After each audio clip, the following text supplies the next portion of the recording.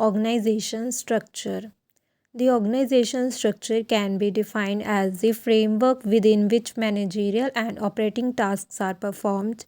It specifies the relationship between people, work, and resources. A proper organization structure is essential to ensure a smooth flow of communication, better control over the operations of business enterprise. An effective structure will result in increased profitability of the enterprise. Organised structure को हम कैसे define कर सकते हैं? It's names अपने आप ही ये describe हो रहा है कि स्ट्रक्चर कैसा है ऑर्गेनाइजेशन का।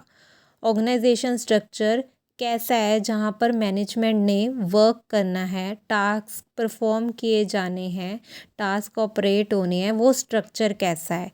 ठीक है, ये स्ट्रक्चर स्पेसिफाई करता है कि रिलेशनशिप बिटवीन पीपल, वर्क और रिसोर्सेज कैसा है। अगर स्ट्रक्चर अच्छा होएगा तो भी रिलेशनशिप पीपल, वर्क और रिसोर्सेज में सही होएगा। ठीक है, ऑर्गेनाइजेशन का स्ट्रक्चर अगर सही अच्छा है तो उससे क्या है, कम्युनिकेशन का फ़्लो अच्छा होगा तो कंट्रोल ऑपरेशंस पर कंट्रोल भी अच्छा रहेगा। जो वर्क परफॉर्म किया जा रहा है उसको अच्छे से हम कंट्रोल कर सकते हैं, अच्छे से उस पर सुपरविज़न कर सकते हैं। ठीक है, और effective structure result in increased profitability. Structure कैसा है उससे प्रॉफिटेबिलिटी इंक्रीज़ होती है। अब स्ट्रक्चर मान लो कि मतलब कि वर्क एक डिपार्टमेंट से दूसरे डिपार्टमेंट तक जाने के लिए गैप ही बहुत ज़्यादा है, स्पेस बहुत ही ज़्यादा है, काफ़ी वॉकिंग डिस्टेंस है, तो कम्युनिकेशन में दिक्कत आती है। ठीक है, इसको बोलते हैं कि ऑर्गेनाइजेशन का स्ट्रक्चर कैसा है, एक डिपार्टमेंट टू दूसरे डिपार्टमेंट तक कम्युनिकेशन का क्या वे है।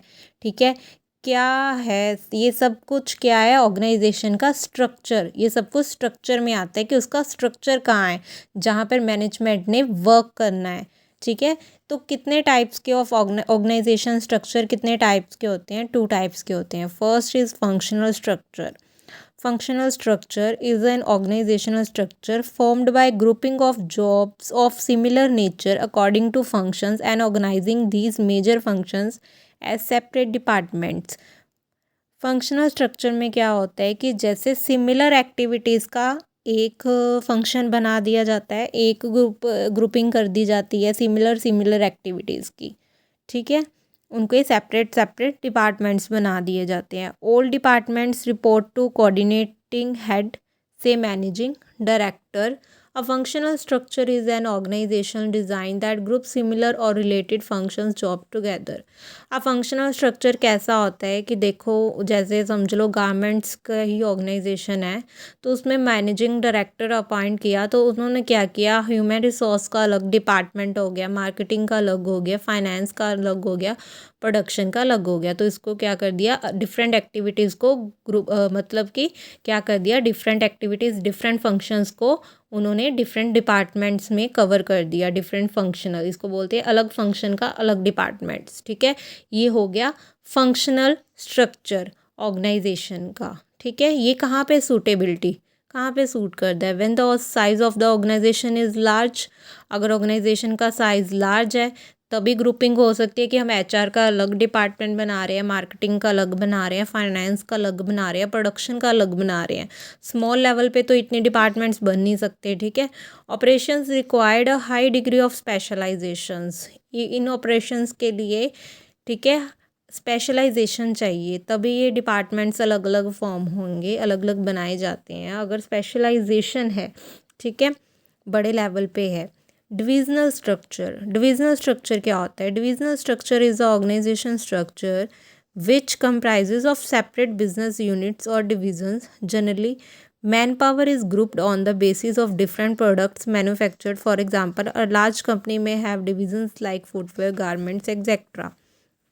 डिविजनल स्ट्रक्चर क्या हो गया, ये इस स्ट्रक्चर में क्या होता है, मीन्स जैसे डिफरेंट यूनिट्स हैं, बिजनेस यूनिट्स हैं, डिविजन्स अलग अलग हैं, कि मतलब एक ऑर्गेनाइजेशन है ना, उसके क्या है, उसका गारमेंट्स का भी वर्क है और उसका फुटवेयर का भी वर्क है। ठीक है, तो वो क्या है, गारमेंट्स के लिए अलग डिपार्टमेंट्स आगे बना देगा और फुटवेयर के लिए अलग आगे डिवीज़न में आगे अलग डिपार्टमेंट्स बना देगा।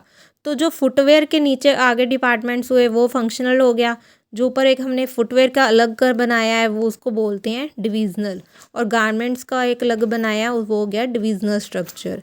ईच यूनिट और division has a divisional manager responsible for the performance and who has authority over the unit. हर एक डिवीज़न पर एक डिविजनल मैनेजर होता है जो कि रिस्पॉन्सिबल है अपनी परफॉर्मेंस के लिए, और उसके पास अथॉरिटी है कि वो अपनी यूनिट का जो भी है उसे अच्छे से यूनिट को अच्छे से कंट्रोल कर सके। Each division is self contained as it develops expertise in all functions related to a product line, कि एक प्रोडक्ट लाइन में जो भी फंक्शंस परफॉर्म हो रहे हैं वो उसके लिए रिस्पॉन्सिबल है, ठीक है। Each division work as a profit centre where the division head is responsible for the profit और लॉस ऑफ हिज डिवीज़न, कि जो भी डिवीज़न का एक हेड है वो रिस्पॉन्सिबल है फॉर द प्रॉफिट और लॉस ऑफ हिज डिवीज़न, वो अपने डिवीज़न के प्रॉफिट और लॉस के लिए रिस्पॉन्सिबल है। आप देखो जैसे ये डिविजनल स्ट्रक्चर का डायग्राम है, मैनेजिंग डायरेक्टर है सबसे ऊपर, एंड देन फिर क्या किया उन्होंने डिवीज़न कर दिया footwear division and one side पे गारमेंट्स का डिवीज़न, ठीक है। एक फुटवेयर की यूनिट का बना दिया, एक गारमेंट्स का बना दिया, ठीक है। तो फुटवेयर की जो डिवीज़न की है उसके अंडर आप फिर उन्होंने किया कि HR, मार्केटिंग, फाइनेंस, प्रोडक्शन, उसके आगे डिपार्टमेंट्स बना दिए, ठीक है। गारमेंट्स डिवीज़न की फिर उसके आगे क्या कर दिए डिपार्टमेंट्स बना दिया, HR, मार्केटिंग, फाइनेंस। अब जो मैनेजिंग डायरेक्टर है, ठीक है, फुटवेयर डिवीज़न का जो हेड है वो रिस्पॉन्सिबल है अपने डिवीज़न के प्रॉफिट और लॉस के लिए, और गारमेंट डिवीज़न, ठीक है, ये जो इस यूनिट का जो पर्सन है वो रिस्पॉन्सिबल है अपने डिपार्टमेंट के प्रॉफिट एंड लॉस के लिए।